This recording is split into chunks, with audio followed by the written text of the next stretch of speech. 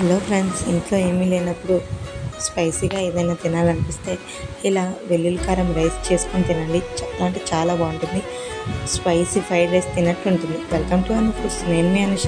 ముందుగా రైస్ తీసుకొని అందులో కొంచెం కారం, కొంచెం సాల్ట్, తర్వాత కచ్చాబిచ్చాగా దంచిన కొన్ని వెల్లుల్లి రబ్బలు, కొంచెం నెయ్యి వేసి కలిపి ఒక 10 నిమిషాలు పక్కన పెట్టేసుకోవాలి. ఇలా కలిపి పెట్టడం వల్ల ఈ మసాలా అంతా దానికి పట్టి బాగా స్పైసీగా ఉంటుంది.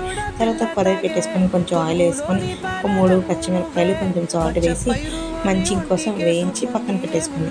తర్వాత అదే కడాయిలో కొంచెం శనగపప్పు, మినపప్పు, ఆవాలు, కొంచెం ధనియాలు, కొంచెం శనగ పలుకులు, కొంచెం కరివేపాకు, చిన్నగా కట్ చేసిన ఉల్లిపాయలు కూడా వేసి దోరగా వేయించుకోండి. ఇలా బాగా వేగిన తర్వాత ఇందాక మనం పక్కన పెట్టేసుకున్న రైస్ని వేసి ఒక 10 నిమిషాలు కలుపుకొని తీసేసుకుంటే ఎంతో స్పైసీ అయిన వెల్లుల్లి కారం రైస్ అయితే రెడీ అయిపోయింది. లాస్ట్లో నిమ్మ చెక్క మాత్రం మర్చిపోండి.